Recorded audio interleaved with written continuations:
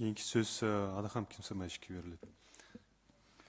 Азыр эле көтөрүлгөн маселе, мен мындай деп айтып атам да, мен дыйкандын позициясынан карагым келет, мамлекеттин эмес. Бул колдон чыккан пайда.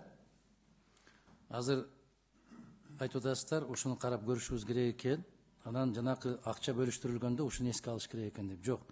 Сиз мындай кылсаңыз, эгерде кабыл алып бараткан өлкө ошондой бир кыянаттык менен зарал келтирсе, ошол чыгашаны төлөп берүүгө милдеттүү деген позиция кириши керек бул жерге.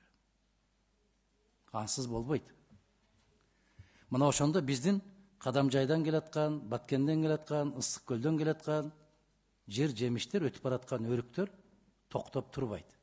Себеп далилденет, анын чыгашасын токтотуп турган мамлекет милдеттүү түрдө төлөөгө милдет болот. Мына ошондо кокуй араңарда кимдердики бузулуп кете турган бар, кимде кулпунай бар деп, ошол кезек-кезеги менен өткөрүп берүүгө милдеттүү болот. Кандай дейсиз? Адамдын чөнтөгүнө урмайынча адам сезбейт.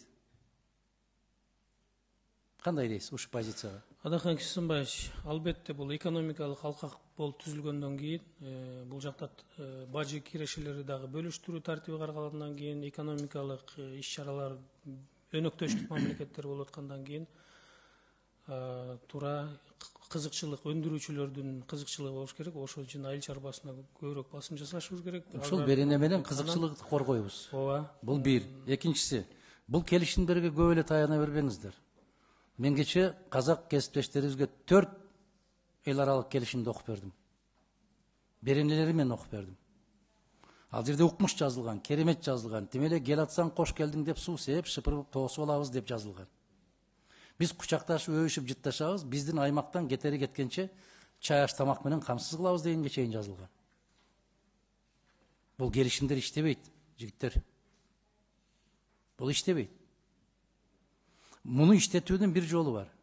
Кандай? Мына караңыздар, жолчурак кызыл күйгөндө, сары күйүп турганда жолдон өтпөңүздөр деп канча жылдан бери какшайбыз, өтүп эле келаттык. Жолчурактын кызыл күйгөндөн өтүп кеткен болсоң 3000 акча төлөйсүң деди, тып токтоду. Тып токтошту азыр. Мына ошондой чөнтөккө урмайынча эч ким бир тартипке келбейт. Эгер кайсы бир мамлекет Кыргыз тарабынан бараткан жер жемиштерди, же тамак ашты, азык түлүктү, товардын бүт баарын айталы.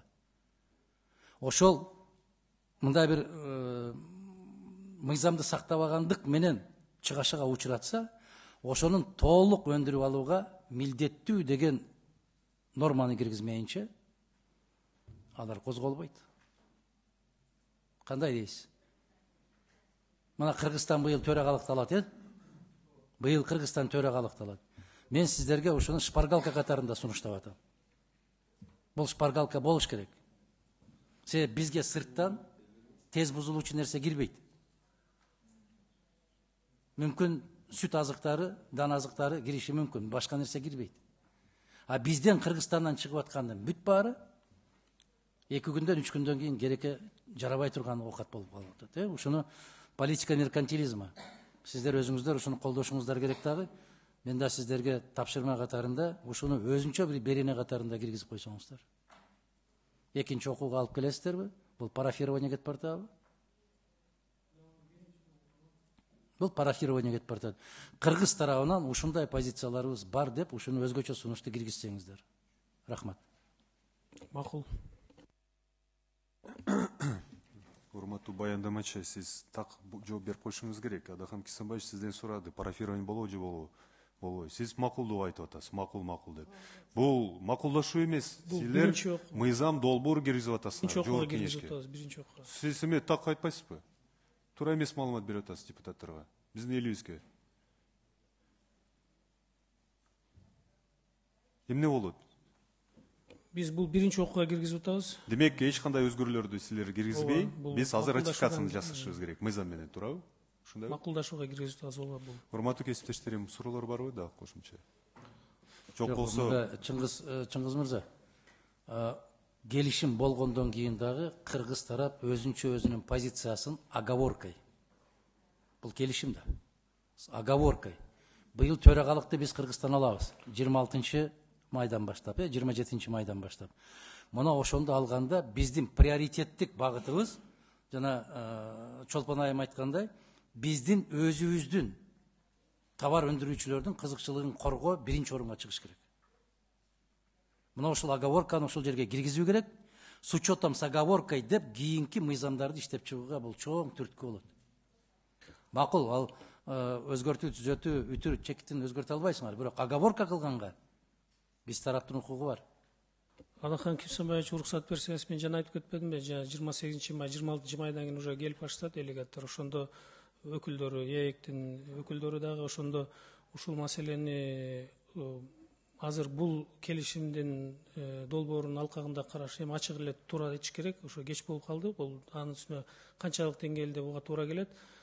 Ошондуктан мамлекеттик бул өндүрүүчүлөрдүн ошол башка мамлекеттерден да келе турган киргизилүүчү товарларды ошондой чектелүү менен туруп калбаш үчүн экономикалык потеряга бир гана мамлекеттик органдар эмес, биздин товар өндүрүүчүлөр дагы туш болбош үчүн аны биз ошол өкмөт министрлер кабинетинде көтөрүп, анан ошол повесткага киргизгенге мен сунуш киргизейин анда.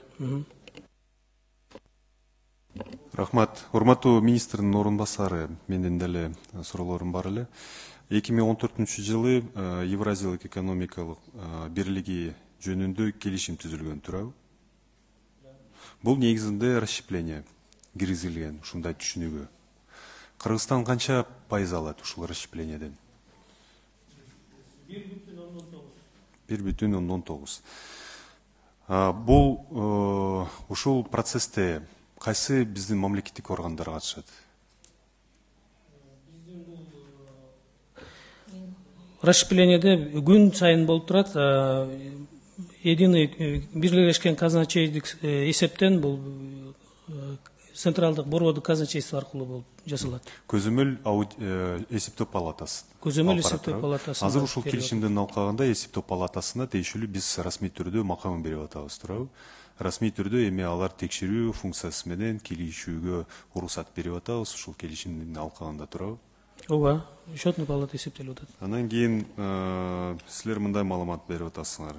Евразиялык экономикалык бирлигинде бажы алымдарынын бирдиктүү ставкалары колдонулат. Казак тарабы бирдиктүү ставкаларды 100%га колдонулабы?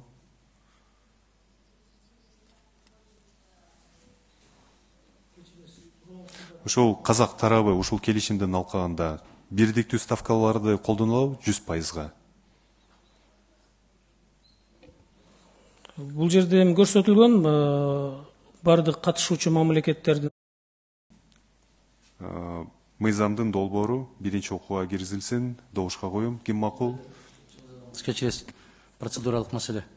Биринчи окууга киргизилсин деп комитеттин чечимин кабыл аларды, ошол менен кошо чогуу могул жердеги айтылган бүтүндөй маселелерге булар тарабынан жооп болуш керек. Мисалы мен жанагы биздин айыл чарба кызматкерлеринин укугун коргоо боюнча оговорка киргизишибиз керек дедим. Ага жооп даяр болуш керек.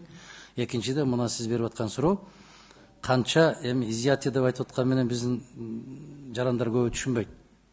Алып бараткан жүктүн канча пайызы артка кайтарылды же алар тарабынан кармалып калынды деп гана түшүндүрүш керек. Түшүнөсүзбү? Казакстандан өтүп Москвага жетерде Троицкийге барганда 100 тонналап биздин жашылча жемиштер кайра артка кайтарылып атат. Түшүнөсүзбү? Мына ошолор боюнча сиз соңку 2-3 жылдын ичинде канча кайтарылды деген суроого жооп жок болуп атат. Сиздерде статистика болуш керек. Ушуну экинчи окууда Чыңгыз мырза кошо ала келинсин деген комитеттин тапшырмасында болсо, ошол корутундусунда. Кандай дейсиз? Биз анда корутундусуна эме карап көрөлү, Адахан Кипсанбаевич, азыр кандай кирсе болот? Же биз жазуу түрүндө каржы министрлигине тийиштүү кат жөнөтүп жолдойбуз. Же корутундубузга тийиштүү пункттарды биз киргизебиз. Урматтуу кесиптештерим, добушка коем. Добуш берип койсуңуздар. Ким макул? Каршы жок.